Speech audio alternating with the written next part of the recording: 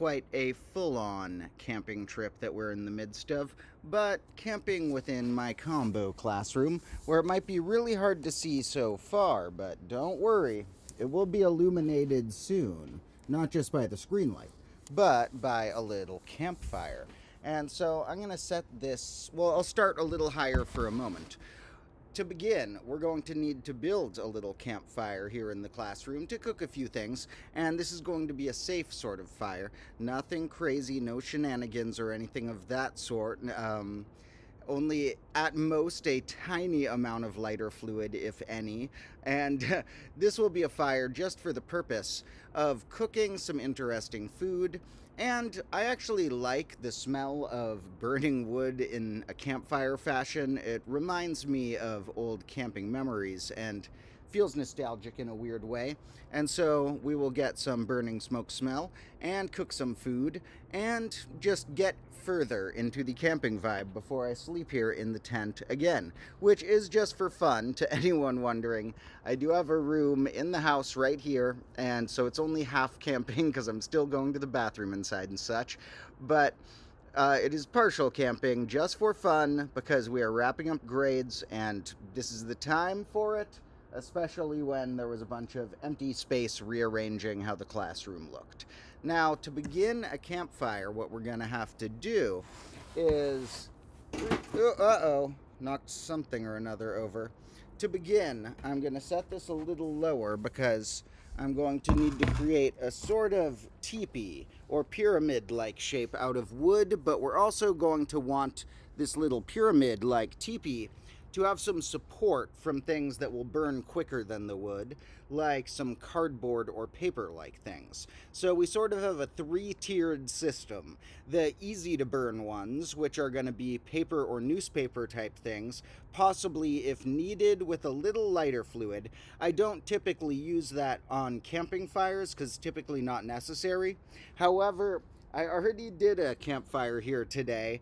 That one wasn't for a live stream, but it was for the finale of Grade -2, a longer episode of sorts, documentary-ish thing that I am working on at the moment. And so there is already some campfire scenes I've filmed, which unfortunately caused the ground to be a bit wet because I had to put out the fire.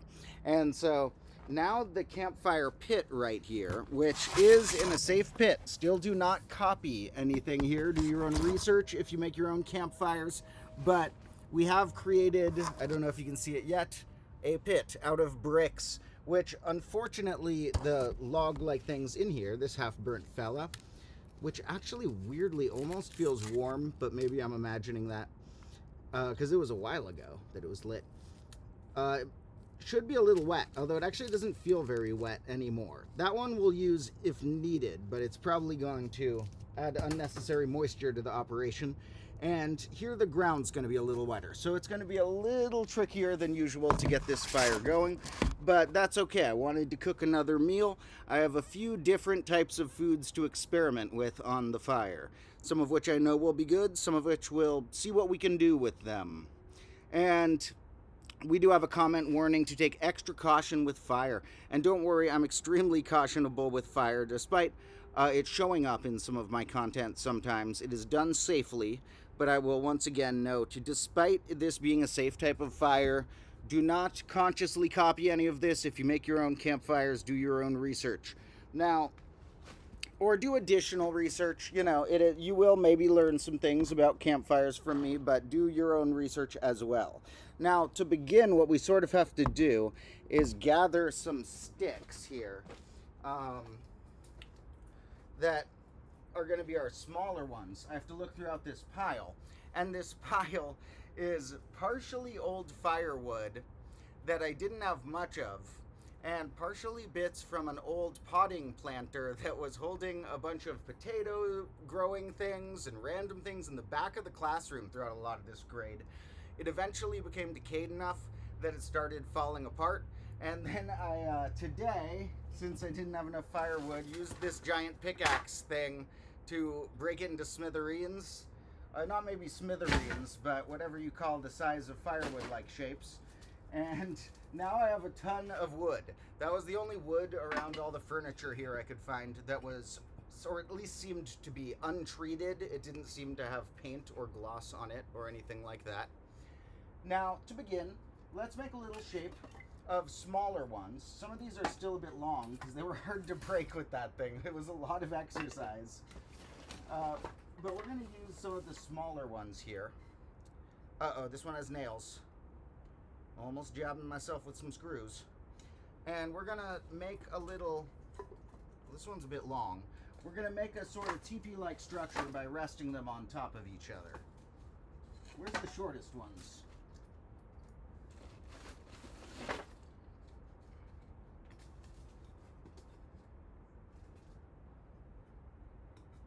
Okay, these, I'll extend the fire pit as much as I can to make enough room for these.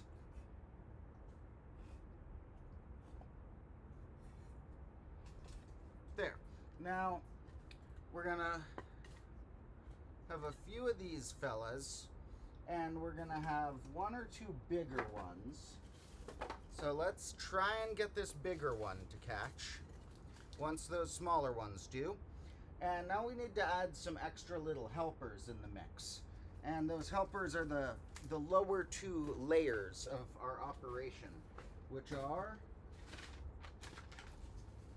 in this case, some old paper bags and some old cardboard.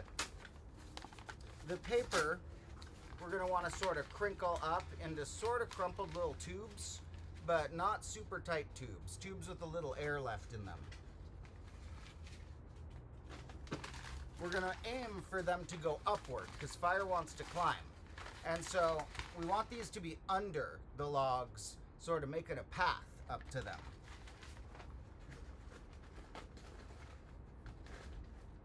And we'll use a few bits of cardboard as well, because the cardboard also is sort of an in-between. Stays a little harder to light at first, but stays lit a little longer than the paper to give these fellas enough time.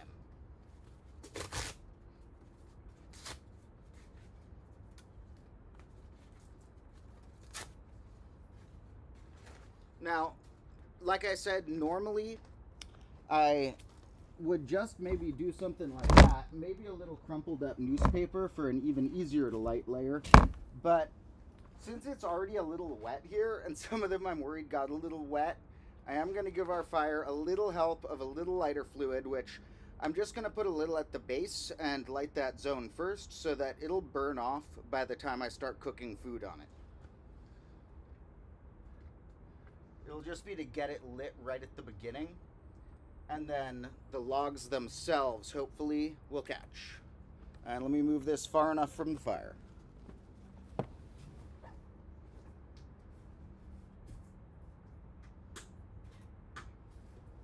Finally, since this is a very makeshift fire pit, we will test the nearby hose.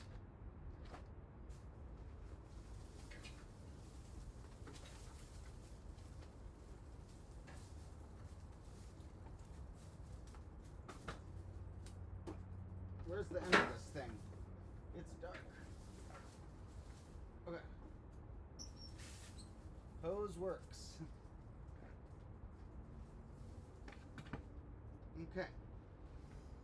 So, let's get a little closer, but I don't know how close a computer would have to be to a fire to cause any risk to the computer's circuitry. So, I'm not going to move it too close. We also need to be able to see it. So I can't even tell if we're seeing it at the right angle, really. We'll see once it's lit what the right angle is. Now, before we light it, actually, there's one more task. That task is I need to find a good stick to sharpen to put my food on. Because, in particular, I don't have like a grill or a grate or anything fancy. I got the types of food that will be able to be skewerable on a stick to cook them. So I think the one I have from before, from my earlier cooking experiment, still works. Let's see. Yeah, this one should still be good. To make sure it's extra fresh, we will sharpen off a little bit more of it. If you're ever out in the woods and you're camping, you can just get the right type of tree bark that, if the bark's okay to burn, the only bit that you might not want cooking in your food would be like moss or something on the outside. And so you can scrape the bark off, and then, you know, some trees you don't want to have the inside cook either. You don't want to be doing this with like a poison oak stem, but this tree will work. Now, I guess I'll just unveil the things that I'm going to try cooking one at a time. That'll be more exciting.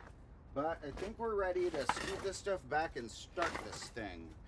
Final warning, to not copy anything fire related you ever see me do. Even if I give advice about something, still do your own research 20 times before you consider your own stuff like that. Now, so don't copy any of this, but with that said, we're doing it safely, so don't worry.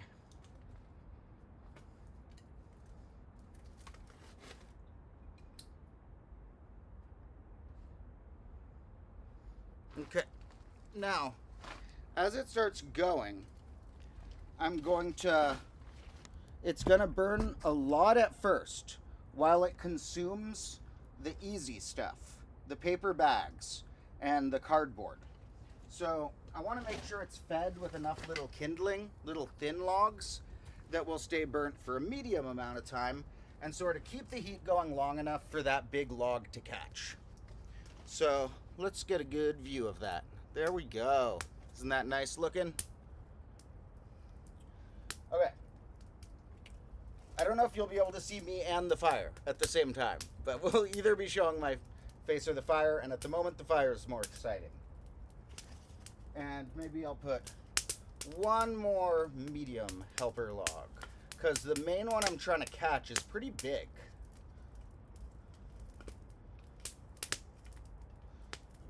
Now, what I have to remember is sometimes I use my shoes to like kick a log into place or to readjust them, but I should not do that today because this is what the shoes are currently like. So don't worry, I have a backup pair.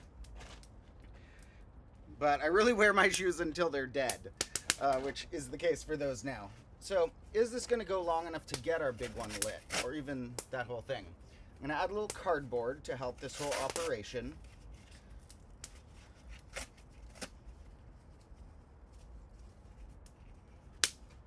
Might not have let it breathe enough. We need enough room for it to breathe and to climb. Those are the two rules of what fire wants, is to breathe and to climb. And I guess the third rule would be to be dry enough. So, this big one, I'm not sure if it's catching very well, or these ones. But I'm going to add a few more little sticks, and something in there is still lit. So I think that we might be able to build this to full glory.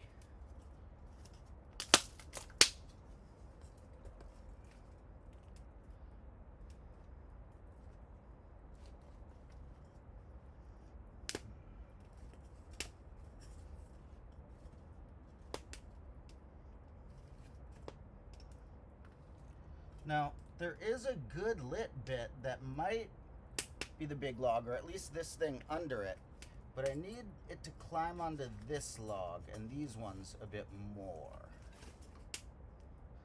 Sometimes you just gotta play around with it and find the right spot that it has the right little breathing furnace.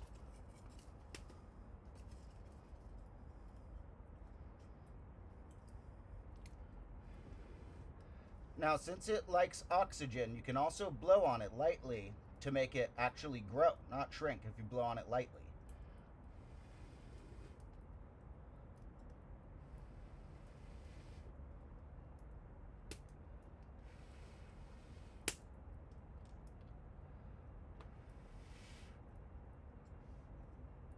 But you can't blow too hard. I might have blown that part out. Well, that's not good. Oh, there, it came back to life. Okay, I have faith here. I know it's not looking good, but there are embers now, so it's getting hotter in this realm. So as we rebuild and try, I think we'll have a better shot at continuing from here.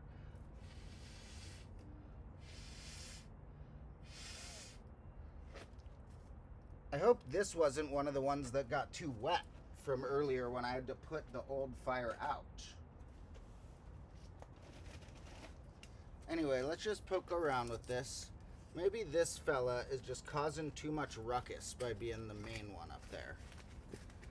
Maybe this fella needs to be sort of more of a side one. Maybe we need to have it climb up with some of these fellas.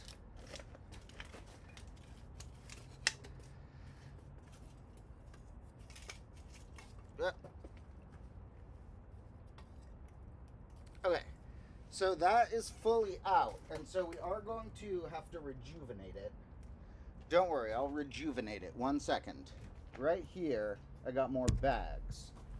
And those will maybe let us turn the embers into the whole thing coming back. So, I didn't give it enough attention right when it was at its roaring stage to make sure it stayed alive. So, finding a little more, well, here's what we'll do. We're going to take some cardboard and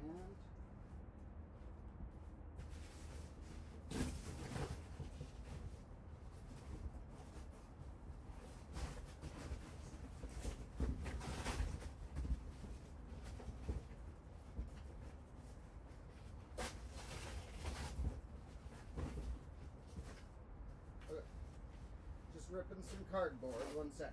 Yeah. Now we're going to take some cardboard that I am going to give a little help from a little lighter fluid, and then I'm going to get the kindlingest kindling ones on top of it. By that I mean the ones that are the smallest, easiest to burn ones that go quickly but start easier. So it looks like we're starting from scratch, and we partially are, but we have embers now, so those are going to help a lot.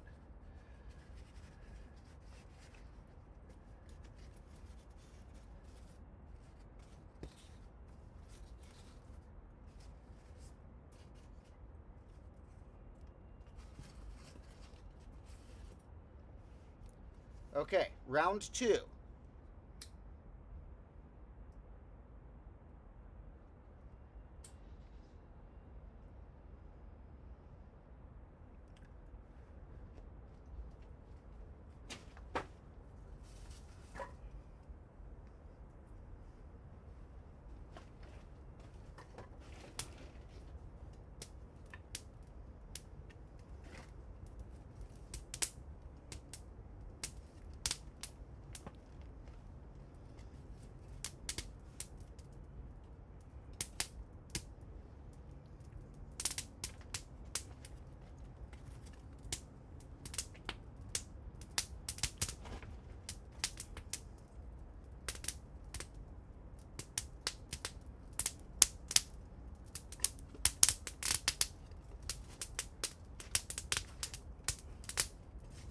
Oh, I said I wouldn't do the shoe thing.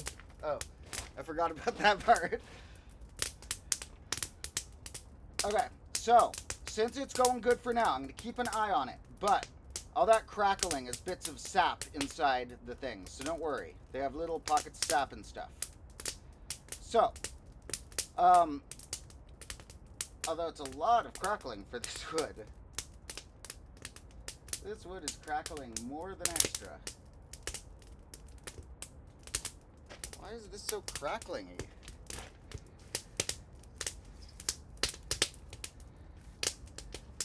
There's like one piece of wood in there that has a bajillion air pockets on it. Well, let's see if we can get these ones more lit. The big actual logs.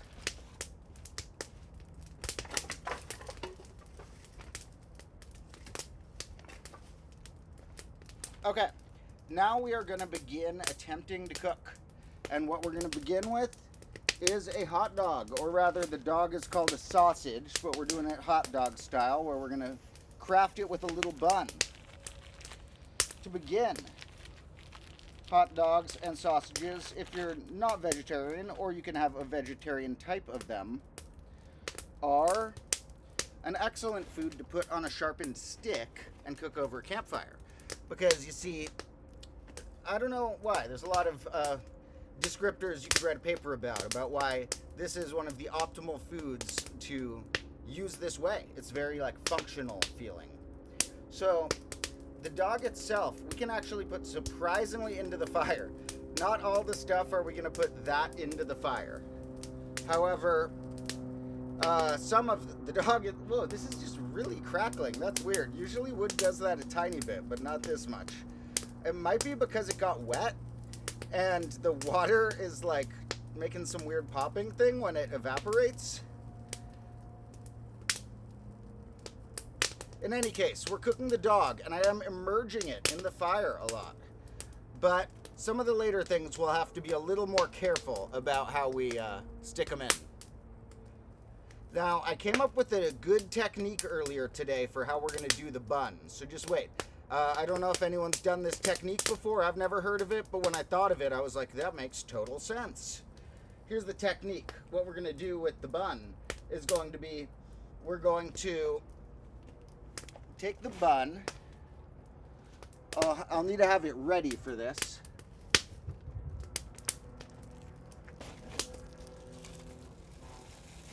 Oh no! The dog fell off the stick because the stick broke. The stick snapped because it was too thin and the dog fell off on the ground right here. No! Okay. Good news. I have 2 dogs. I'll see if I can turn that one into some form of food later or if it's fully sacrificed. But for now, I will use the secondary dog. All I need is a secondary stick because that one snapped. Let's try this one. This one has a strawberry on it from before. That's spoiler alert of one of the foods we'll try cooking later. This one's also really thin, but let's see if it can do the dog. Oh, whoa, this one's not working great. Okay, that works, but it's kind of short now.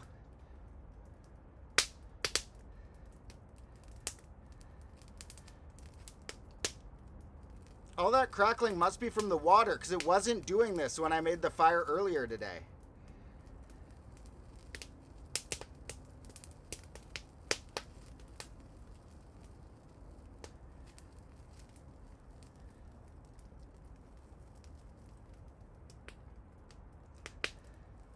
Okay, so now while that big batch is lit, I should also tend to this once in a while and make sure that these ones remain doing a good portion of the future because the smaller ones are going to burn out.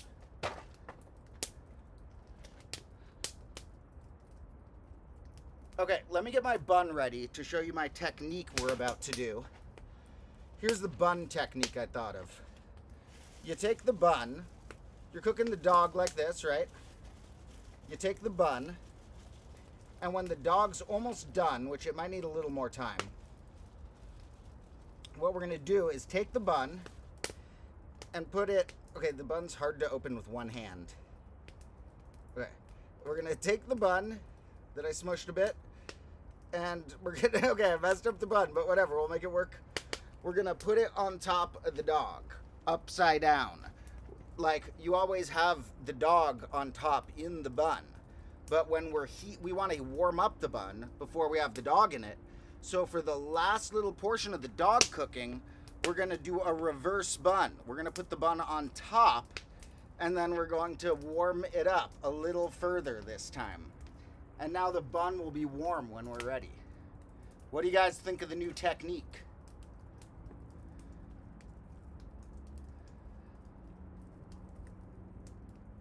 Okay, so we'll warm it up a little more, and then I'm going to set this down over there because it's going to need some time to cool, and we're going to bust out a vegetable or 2.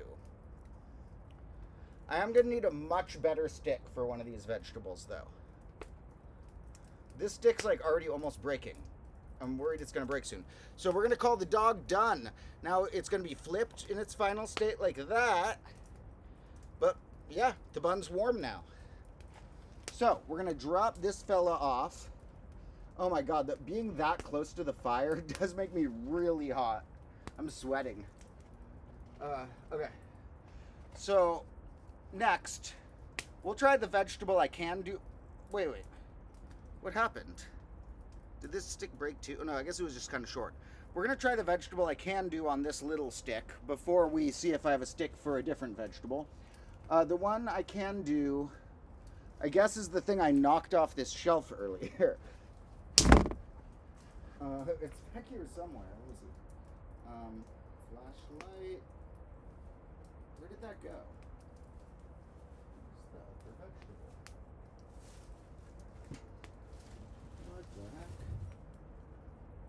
What happened with that? There's one more vegetable somewhere. Here it is. The vegetable that we'll start with is going to be some broccoli, and this is challenge mode because the broccoli has those little florets or whatever at the end of it that will burn way quicker than most of it will cook. So normally you might cook this, like try and place a grill over or something so it can be a little further for a little longer. But we're gonna see what we can do with this little stick of broccoli. And having to go a little further than I was with the dog because we don't want the ends to burn right away. And I guess since it's going to be boring to watch me eat, we'll probably mostly cook all the things and then set them aside, and then maybe I'll eat for a more casual half of the stream if we're still going. Still feel free to leave comments, although I haven't really looked into them yet during the stream. I will check them before long.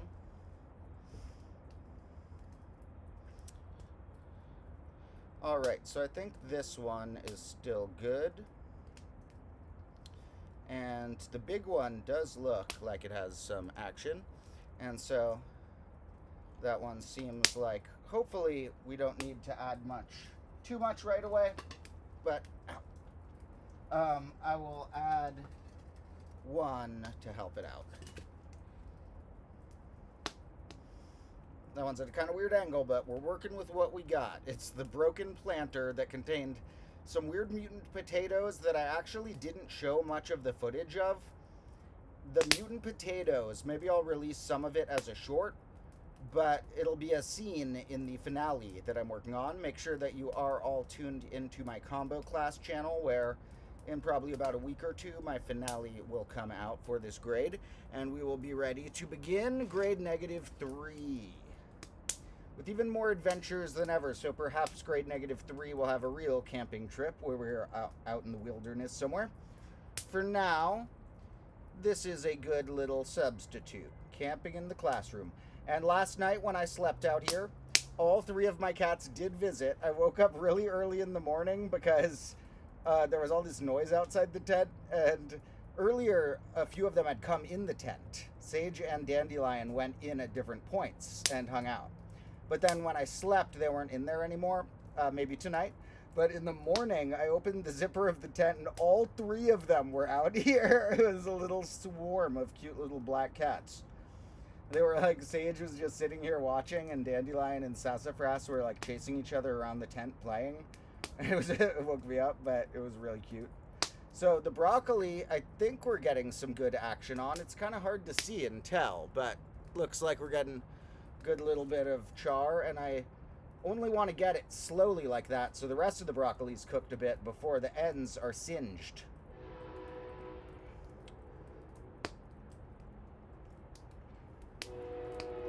Now, tonight I already have my fruits and vegetables lined up, but leave a comment if there's any other ones that next time we campfire cook you would like to see me try to cook. Okay, so the broccoli is getting close to done, and like I mentioned, well, this is really making me sweat. Like I mentioned, we are going to just cook all the stuff and I'll set them aside. It's okay if they're, oh no, it went on fire for a second. Okay. Oh, it smells like burnt broccoli.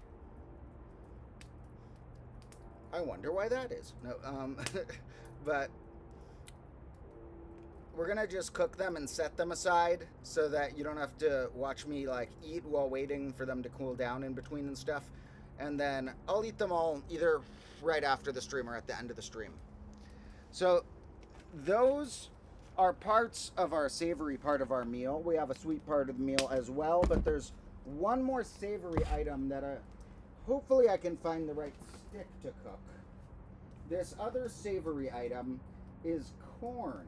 And earlier today, when I did my other lunch campfire, I did successfully cook another corn that I had, but the stick that I was using for that might have broken at the end, or I don't know if it's still around here. I need a good stick to skewer the corn on. Because this little flimsy thing is not going to hold a corn. So let me see, where's a good stick? Okay, well this might work. This is more flammable than the types of stick I've been using, but this is a piece of that planter. Now the only issue is I want to make sure I don't get any splinters, but I guess that's okay for the corn because it's not going to touch a part I'm going to eat of it. It's touching this like middle part. So let's see if this works. Let me sharpen this and try and stick it in the corn. And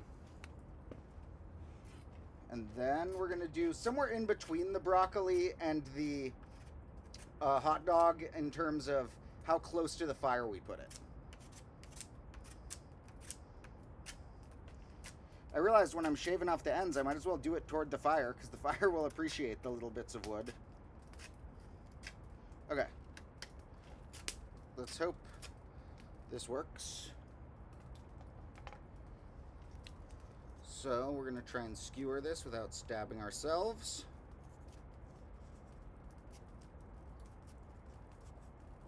Okay. I think that might work. It's feeling like there's a chance that snaps, but hopefully we're good. Oh no, I gotta remove this husk. Now another way to do corn is you can leave it in the husk and wrap it in foil. I did some foil experiments earlier, and maybe I will do them another day again, but I don't have the foil right here now, but earlier I wrapped some fruits in foil and stuck them in because that's actually a really easy, delicious way to cook on a campfire, is just to wrap things like fruits or vegetables or meats in foil and throw them in for a while. Works really well with potatoes, works really well with a lot of fruits like apples and peaches and stuff. And, not to give too much of a spoiler, but peaches may be one of the remaining things because cooking fruit on a stick as well is quite delicious.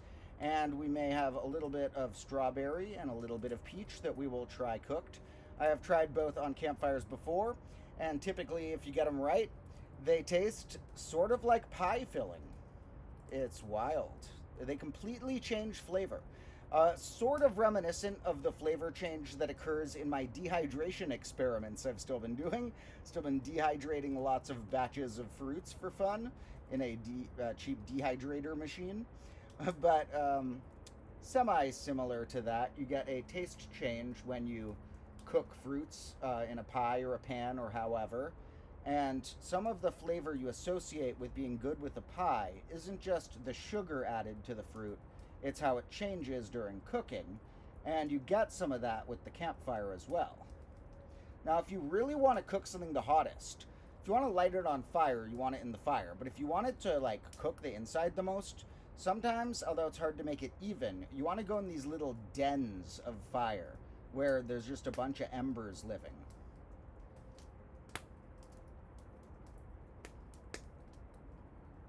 So we're going to cook the corn for a minute. I guess I'll try and take a peek at the chat while I cook the corn a little more.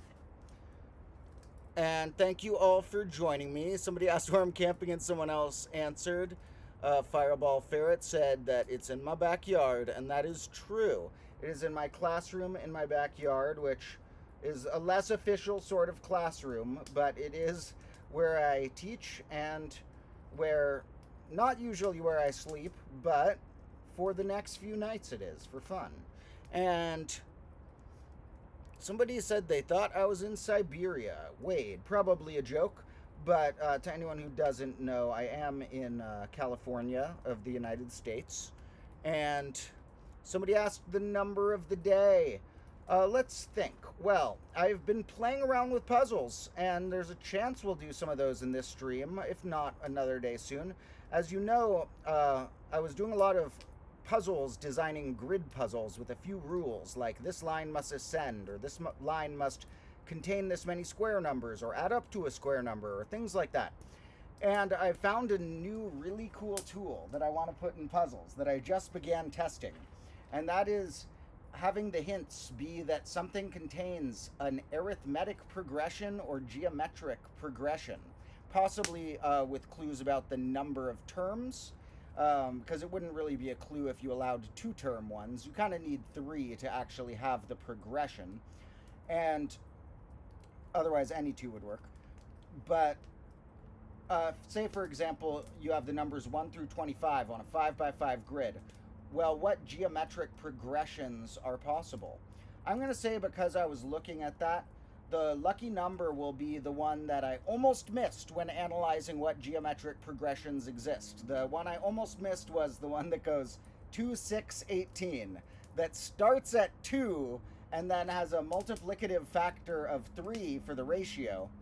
And we're going to say the ratio has to be a whole number, at least for now, but, you know, there are other ways you could change these puzzles with different variations.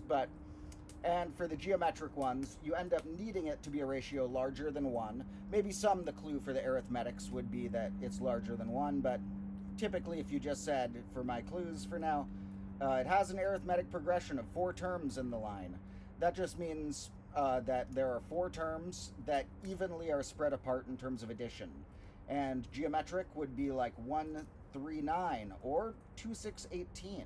So 18 is going to be our lucky number of the day, because I almost missed that as a member of a geometric progression, and it will probably be one of the earlier clues you're able to deduce in one of the next puzzles I'm designing, is where the 18 is, because of geometric progressions. So that's a fun thing, I think, that could be thrown into the type of puzzles we were experimenting with the other day. And if you want a challenge, I, on my own, came up with all the ones up through 25 on a 5x5 grid. But if you want a challenge, think of what are all the geometric progressions of 3 terms or more that could exist on a 6x6 grid of the numbers 1 through 36. Leave them in a comment someday if you'd like. That could be helpful. And what we'll have there will tell us, and if you want to go further, I guess, you can even analyze how many of them could I fit geometrically, because then you can only have terms overlap using the same number as each other. Up to 2 sequences could do that. 1 row and 1 column could share the same cell that is in both sequences, but you couldn't have more than 2 sequences unless you're counting diagonals, and in that case you couldn't have more than 4 that share a number in common. So kind of fun to design those different ones. And that makes 18 our number of the day. Also, with the Ascension puzzles I was trying the other day that I was having trouble mixing with the factor rules, I'm still interested in if your rules are you have a 5x5 or whatever size grid with the numbers 1 through that once, 1 through the size, with what clues does it make a single solution, multiple solutions, or 0 solutions if you have the strictly ascending type, where each row ascends in size to the right and each column ascends in size upward? Which at first you might think, does that mean there's only 1 solution of numbers that fit that? But there's actually a ton of ways to lay it out. But what if you're given a few numbers? Some are just impossible, meaning they have 0 solutions. But what about the ones that have 1 solution and give enough clues to the viewer to get it? For example, if I filled in everything except a single number, obviously that would be a single solution they could solve. They just fill in their missing number there. But if I just fill in any single number, I don't think there's any single one in that case that would give enough clues to have there be a single solution as opposed to multiple.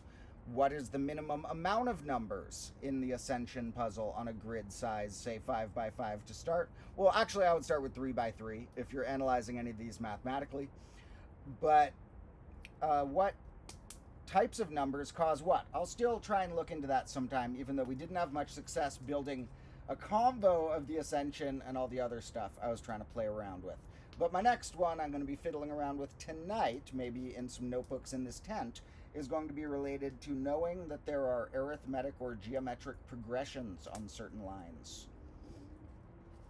Now, looking at some more comments, somebody asked, did I camp in forests too? I did. Now, if you want to watch the last stream after this one, that was me setting up the tent, and that contained a few stories about my experiences camping and my thoughts about camping in general.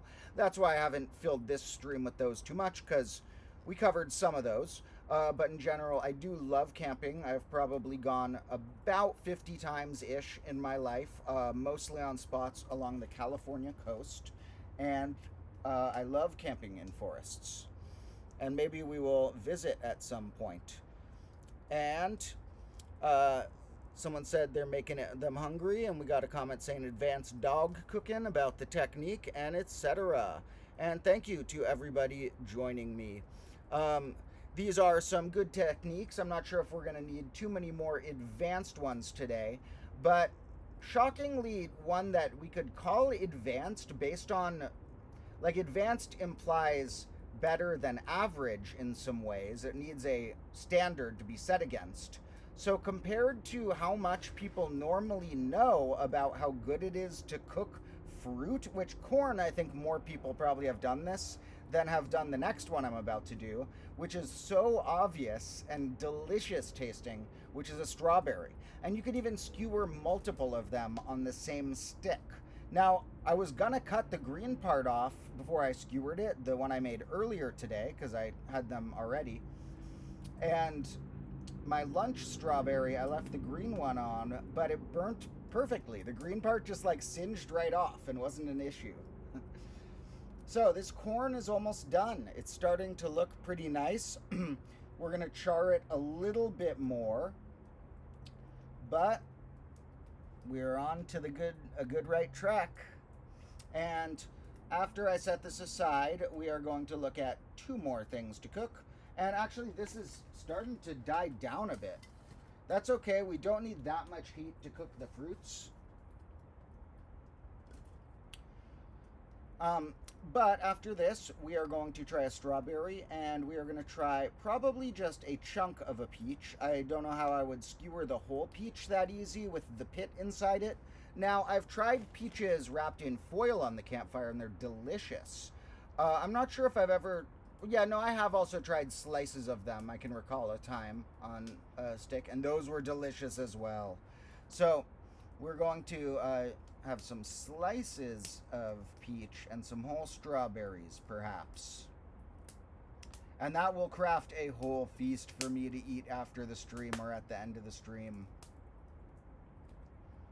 I'll probably take like one bite of each thing at the end of the stream, but we're not like a mukbang channel, so I don't think we're going to watch me eat the whole food.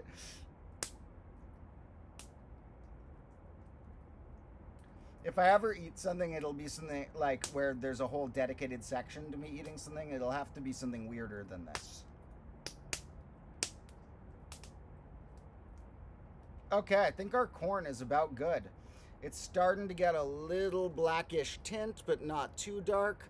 And it's gotten pretty roasted. You can eat the corn even when it's undercooked, but it's better once it's pretty cooked, but not too cooked. So I think we're at a good stage to set this baby aside.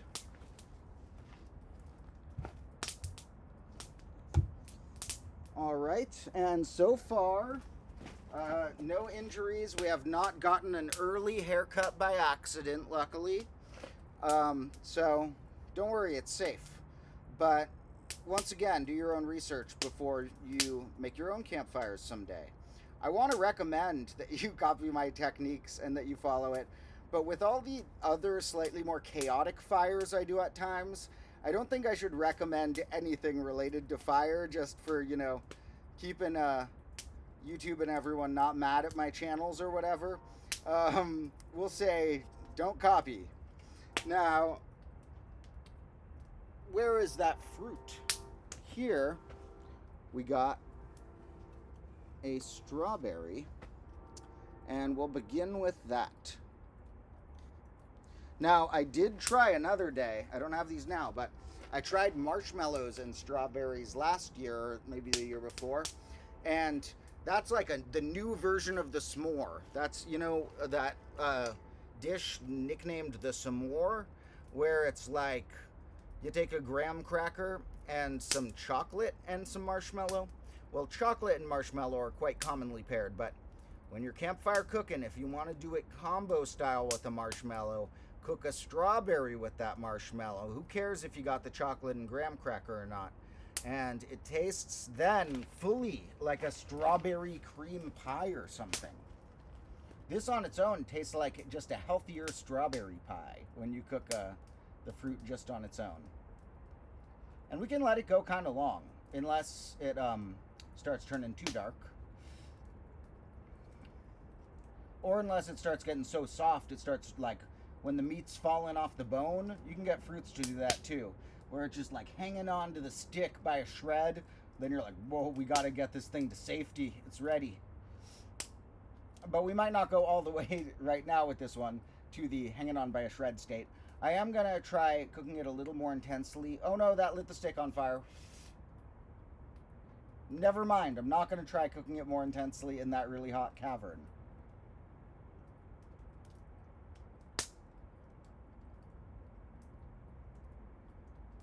Okay, the stick's on fire again. It's not good. There's a little like ember on it, and now it's catching on fire easier. Okay, this strawberry might just be mildly cooked, but that'll be okay. If it catches on fire a third time, then we're going to say that's a sign that the strawberry's done.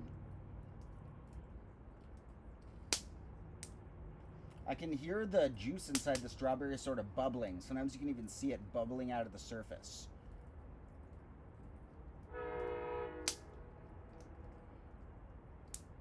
Okay, so this fella's almost done.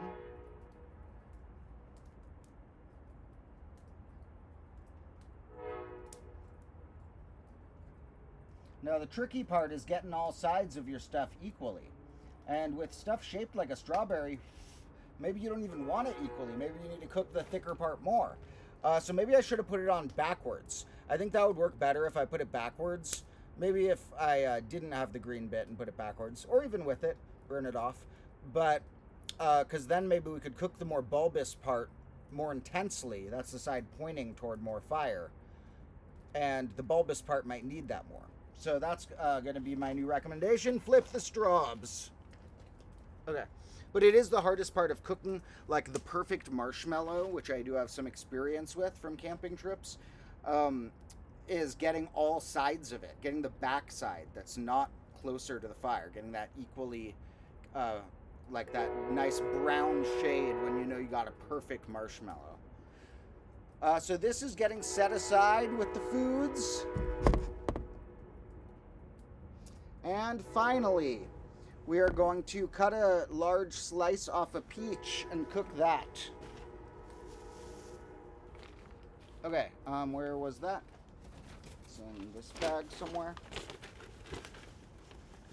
Oh, I also... Oh, okay, I'll show that later in the finale. Some stuff... There's a lot of good footage that I haven't shown on purpose because sometimes it makes more sense to save for a later episode. And many of them made sense to save all the way till the end of the grade now. So the finale will have, even though it's a look through the grade, and I'm calling it a documentary of the grade of sorts, that will be mostly full of new footage. So not as much the documentary type that overviews just old footage. It'll be mostly stuff I haven't shown yet. Now, where's my blade? That's not a good sign. I lost the knife in the darkness. Okay, I think it's over here. There we go. Now, let's cut a nice chunk off one of these peaches. And maybe I'll make a second strawberry in a minute, but we'll start with one.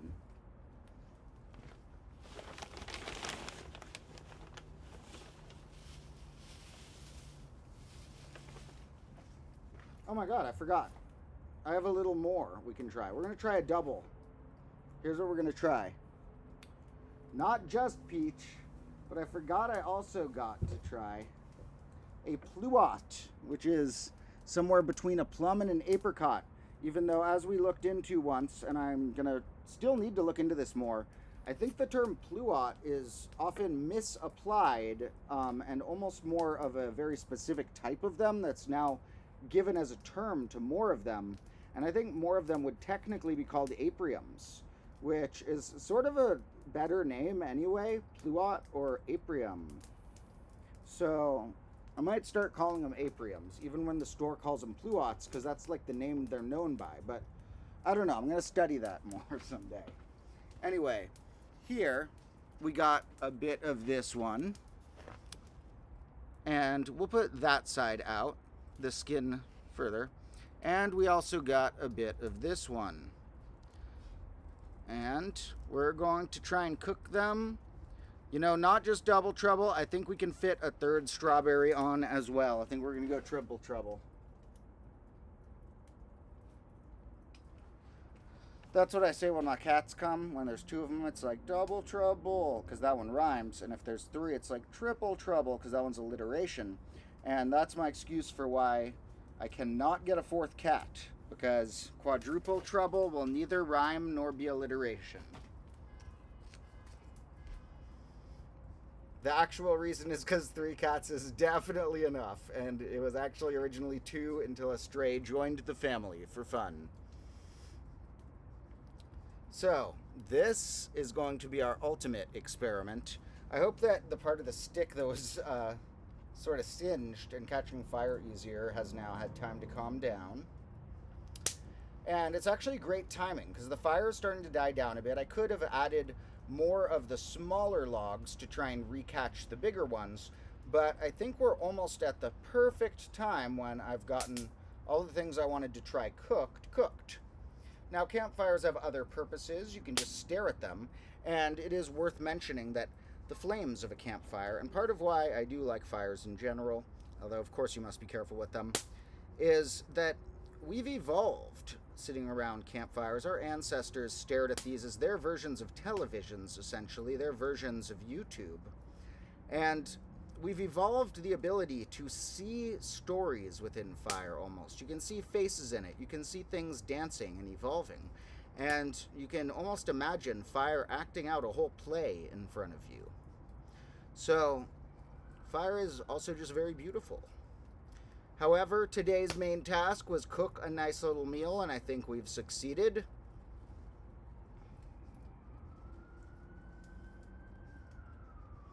Now, I guess my warm up the dog thing was less necessary now that I've let the dog cool for so long, but still, you know, maybe it made the bun gain some extra cooked flavor.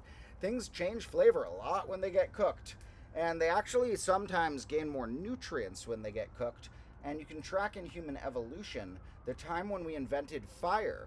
We began advancing a lot of brain power and technologies and stuff a lot quicker after that, because we started getting better nutrients from the food, as well as perhaps saving time in certain ways. Like maybe more stuff was edible now that we had fire that wasn't edible before. Stuff that could only be cooked, and those may save time.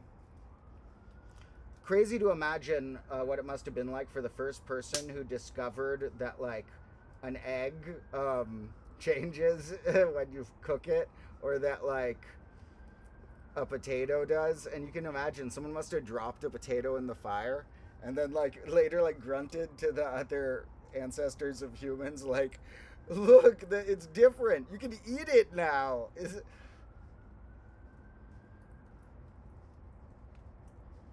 Okay, so I think these we're going to call almost ready. The strawberry looks burnt, but that's actually just a little bit of ash that got on it. I'll have to wipe off later. Okay, and we're going to put them in the hot cauldron briefly. If the stick catches on fire, we'll be done. But they are in the ultra hot cauldron zone right now.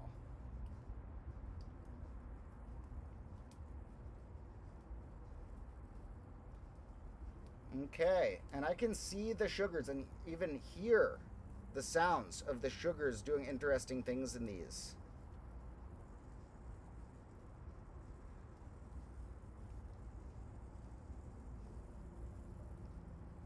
All right, and what do you think of that combo? Now, those, don't worry, they're not burn marks. They're actually just ash I need to wipe off. I put it too close to the ashy parts. I bumped it against stuff. So you got to be careful. If you bump it on stuff, you get a little ash on your stuff. Anyways, let me find a good thing to assemble all the food we have cooked on. Do I still have a plate here? Let me see.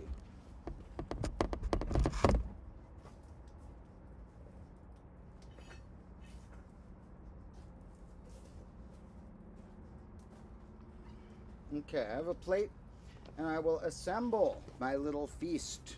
Like I said, I don't think we're going to do a whole eating portion, so we are actually going to wrap up the stream relatively soon. It can't be a super long stream anyway, because at some point I would have to go inside to go to the bathroom or something, and I would have to put out the fire at that point, because if it's just me here, I have to follow the rule that the rule I created, which is that campfires may not be unattended in the combo classroom. Can't leave a campfire for more than a few seconds with no one being aware of what it's doing by watching it. So, here is our little feast that we have created, and we'll just try a little bite of each of everything while I read some of the chat.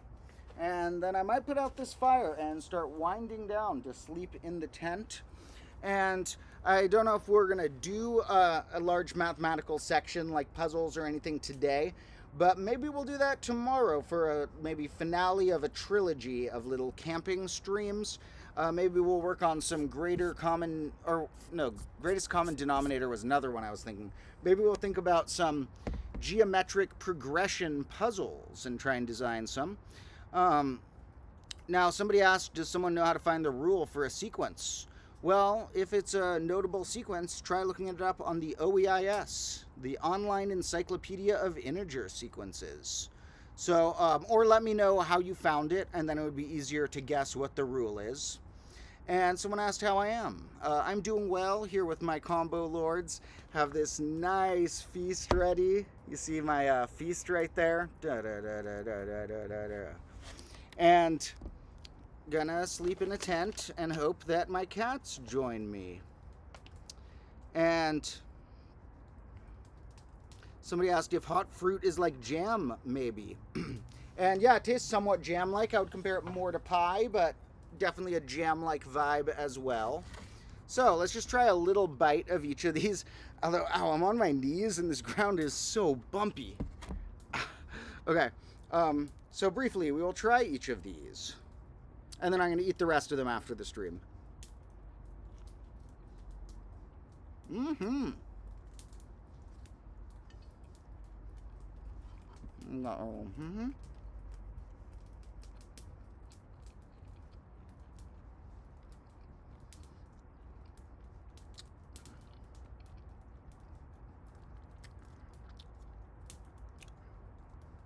Little dry. Maybe next time I'll bring some ketchup and mustard or something. Still really good. Cooked perfectly. It just has nothing going on apart from the dog and the bun, so it's a little dry, but cooked perfectly.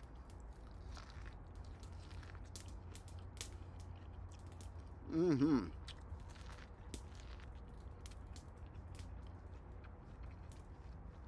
That is good. So now, before I'll finish these on my own in a minute after the stream, let's see what our fruits are like. So that didn't cook that much. These ones, maybe I should have cooked them separate from the strawberry. I felt like the strawberry would overcook, so I took it off. But should have cooked these a little longer. Still really good. You can taste a little change.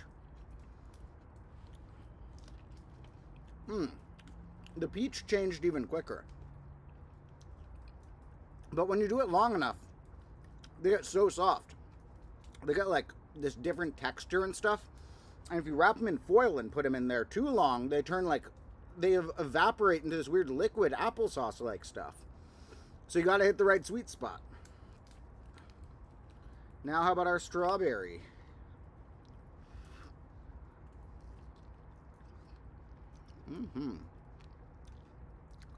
I just ate some of the ash, that's okay.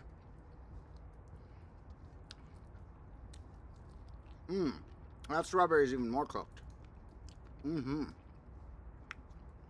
Strawberries are the best. Strawberries are also, with my new dehydration experiment, strawberries have to be my favorite. Maybe tied with mango. But those strawberries, when you dehydrate them, are insane. Just of the stuff I've tried so far. So, I think it's about time to put out the fire, and then we can chat for a minute longer. But say goodbye to our little friend, who wouldn't have had much life left anyway. But now, if I put it out gently, a little bit at a time without soaking it too much, maybe I'll be able to get some more life out of the logs another day. Maybe we will have some more campfire cooking experiments before I pack up the tent.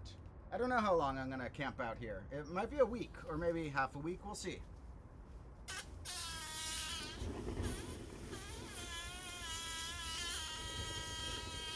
This hose makes a weird noise when it's like half pressed.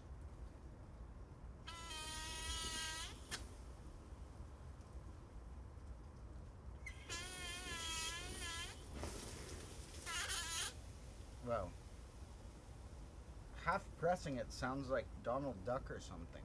So now you get a lot of smoke. I don't know if you can see that, but there's a lot of smoke billowing up as soon as you put out your fire. Expect that. Smoke is somewhat your enemy and somewhat your friend with the fire. It's part of what gives things a good flavor when you cook it, and the smell of the smoke can smell kind of good with actual wood.